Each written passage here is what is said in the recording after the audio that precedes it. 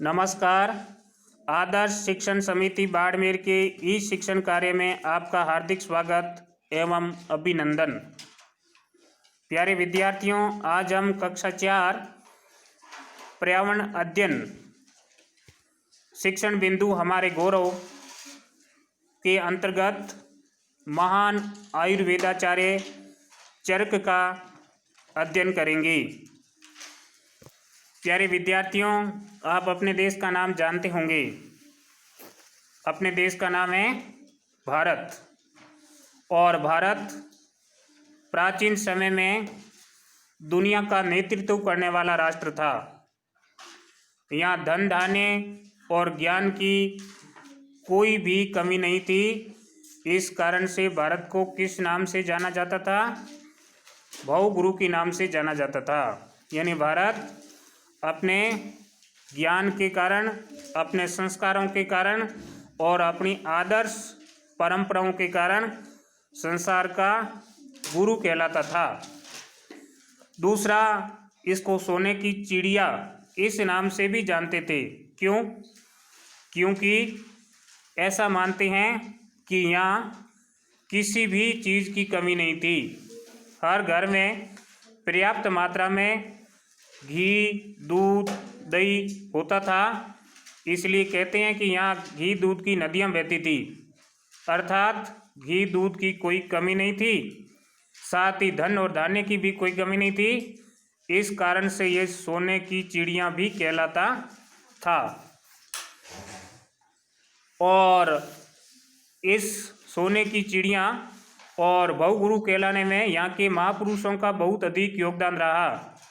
तो भारत के अंदर ऐसे बहुत सारे महापुरुष हुए जिन्होंने अपने ज्ञान से, अपनी मेहनत से और अपनी लगन से भारत का नाम पूरी दुनिया में चमकाया। जिसमें से कुछ वैज्ञानिक भी थे, कुछ समाज सेवक भी थे, तो कुछ आयुर्वेदाचार्य भी थे।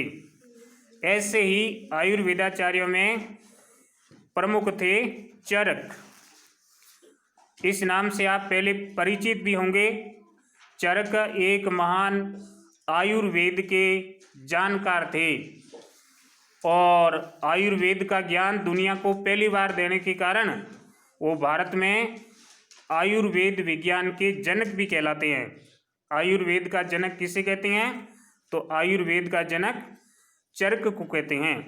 अब चरक शब्द है, इसका अर्थ होता है चलने वाला, जो एक जगह स्थिर नहीं रह करके अपने ज्ञान का प्रचार और प्रसार करने के लिए इधर उधर भ्रमण करता रहता है, इधर उधर जाता रहता है, तो उसको चरक कहते हैं। तो ये चरक भी चलने वाले व्यक्ति थे, स्थिर नहीं थे एक जगह, दिन रात मेहनत करते थे।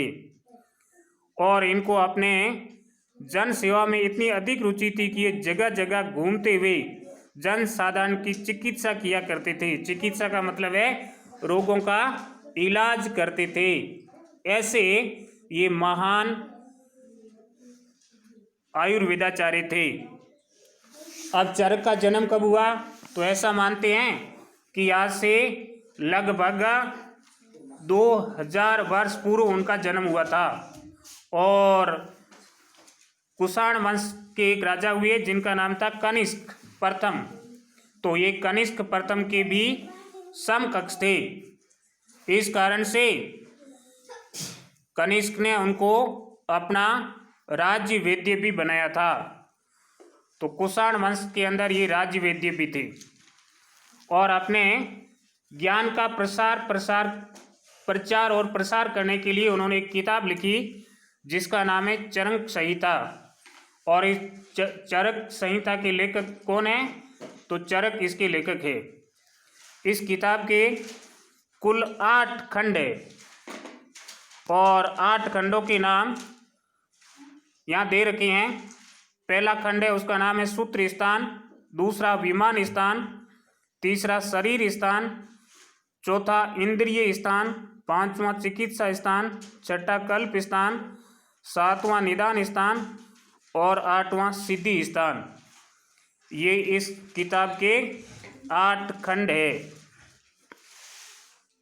और इसमें शरीर के विभिन्न अंगों की बनावट यानी हमारे शरीर के जो प्रमुख अंग है उनकी बनावट के साथ साथ में जड़ी बूटियों के गुण तथा पहचान का वर्णन है।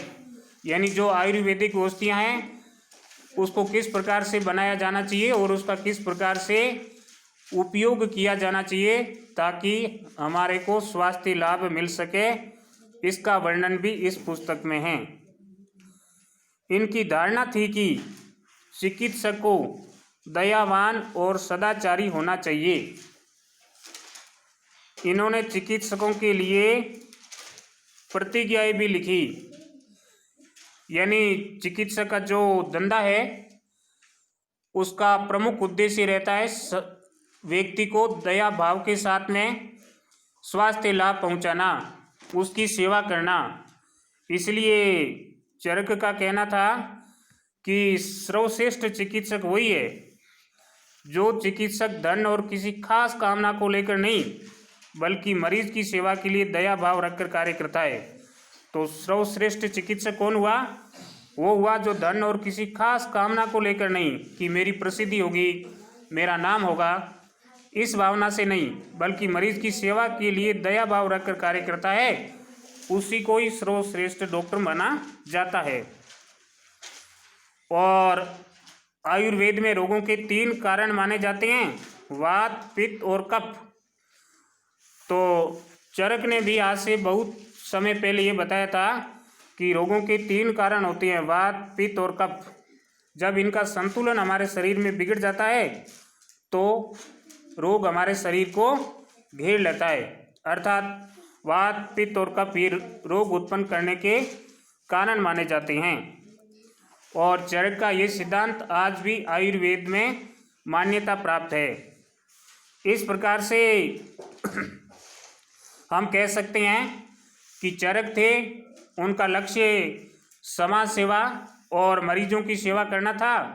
और आयुर्वेद के संबंध में उनके सिद्धांत भारत के लिए एक अमूल्य देन है। अब चिकित्सक को एक शपथ लेनी पड़ती है, एक प्रतिज्ञा करनी पड़ती है।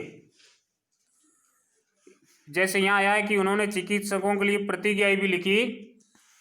तो भारत में वैद्य 15वीं शताब्दी ईसा पूर्व से भी एक शपथ लेते रहे हैं जिसमें ये उल्लेख होता था कि वो मांस भक्षण नहीं करेगा, यानी मांस से उसका सेवन नहीं करेगा, मद्यपान नहीं करना यानी शराब का सेवन नहीं करना, और अपनी दवाइयों के अंदर किसी भी प्रकार की मिलावट नहीं करना। इसके कारण वैद्य को शपथ लेनी होती थी कि वह रोगियों का अहित नहीं करेंगे और अपने जीवन का खतरा लेकर भी उनकी देखभाल करेंगे। यानी अपने जीवन को भी कोई खतरा है तो उसकी चिंता नहीं करते हुए, रोगी के जीवन की चिंता करते हुए उसको ठीक करने का प्रयास करेंगे। इस प्रकार से एक महान चिकित्सक और आयुर्वेदाचार्य थे चरक। हमें उनके जीवन से प्रेरणा लेकर के और आज के जो चिकित्सक हैं उनको भी उनके जीवन से प्रेरणा लेकर के अपने धंधे को परोपकार की भावना से करना चाहिए और भारत को फिर से एक सर्वशक्तिमान, वैभवशाली और गौरवशाली राष्ट्र बनाने में अपना योगदान देना चाहिए। जय हिंद, भारत माता की जय।